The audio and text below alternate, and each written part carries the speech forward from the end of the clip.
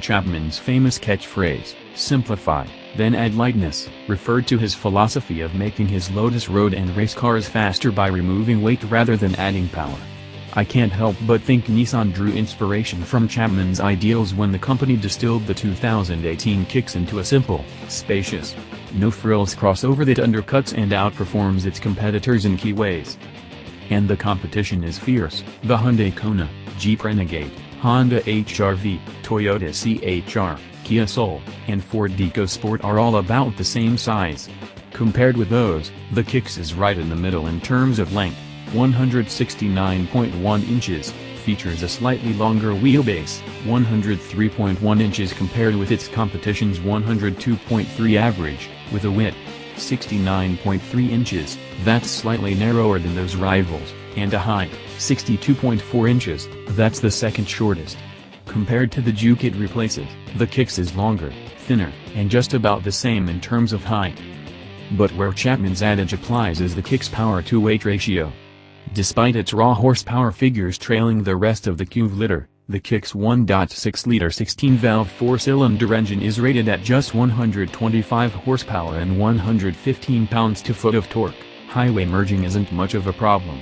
The Kicks weighs just 2,639 pounds, which is between 300 and 700 pounds lighter than the outgoing Juke depending on trim level. This gives it a power-to-weight ratio equivalent to its more powerful, yet heavier, adversaries. Each of the Kicks' horsepower pulls just 21 pounds, compared to, for example, the Soul's 24 pounds. Its relatively light structure means that it can also return a frugal, and best-in-class, 31 miles per gallon in the city, 36 miles per gallon on the highway, and a combined 33 miles per gallon. Compare this to CHR, 29 combined, Kona, 30 combined, Soul, 27 combined, HR-V, 31 combined, Renegade, 26 combined, and EcoSport, 28 combined. Driven enthusiastically through some choice canyon roads, I struggled to get less than 31 miles per gallon average, which is an impressive feat. The little engine is harnessed to Nissan's Tronic continuously variable transmission, CVT, and though smooth in its power delivery, it drones annoyingly when putting your foot down while getting onto the highway. While it's nice to know that the Kicks is light enough to make do with its comparatively meager horsepower, buyers who are actually going to haul people and stuff in the Kicks will also be curious about its interior dimensions. There's good news: despite its below-average weight, the interior measurements are all above average, including headroom, 40.7 38.5 inches front and rear, legroom, 43.7 33.2 inches front and rear, and the largest cargo space of all, 25.3 cubic feet. This is thanks to Nissan's engineers simplifying the interior dimensions, design, and materials in order to give passengers extra room and comfort.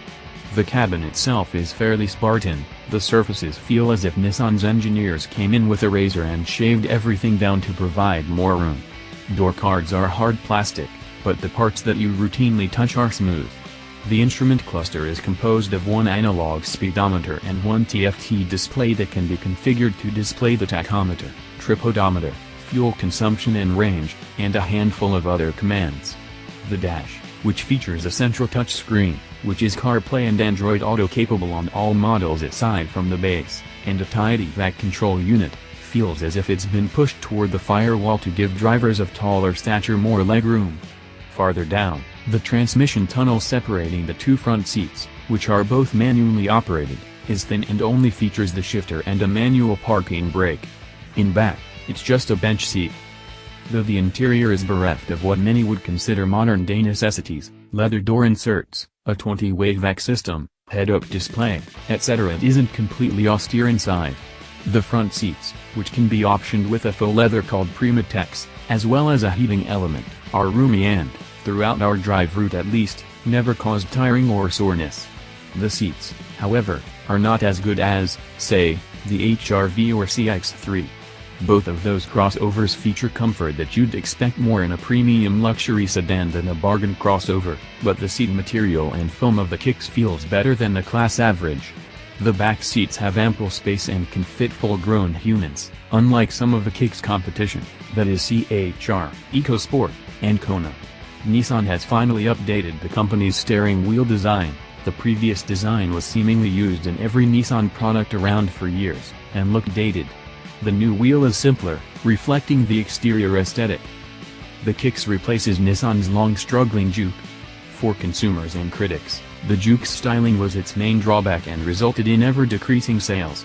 The Kicks exterior, however, is meant to more closely resemble the design language and overall proportions of Nissan's best-selling Rogue, Murano, and Pathfinder.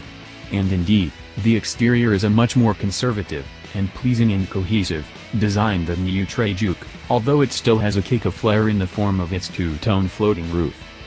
The redesigned front also maximizes aerodynamics, providing better fuel economy and making the car quieter. Inside the cabin, the Kicks is remarkably free of wind noise. Underneath the Kicks' new body is a platform shared with Nissan's compact Versa sedan.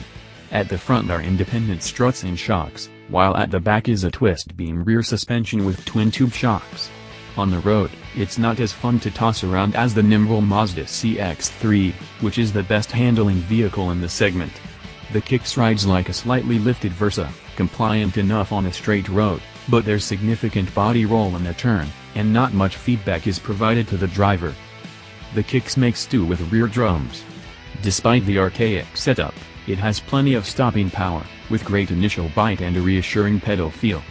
Furthermore, the Kicks comes standard with automatic emergency braking, the only vehicle to do so in its segment. Steering is electrically controlled, and it provides adequate sensation through the wheel. As you would expect, as speeds increase, the resistance from the wheel increases. At highway speeds, the steering feel is heavier than it needs to be. What you can't get on the Kicks, but what the HR-V, Kona, and Renegade offer, is all-wheel drive.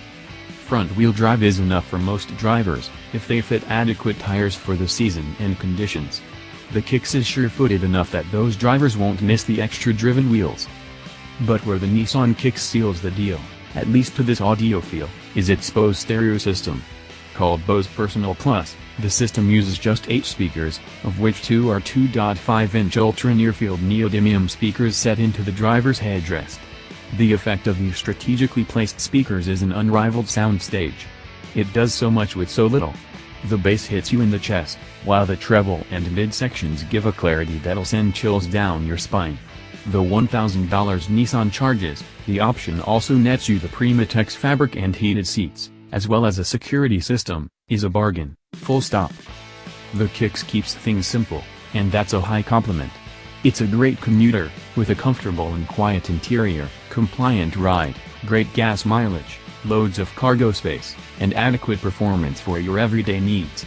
And, with a starting price of $18,965, only the Kia Soul undercuts it at a starting point of $17,095.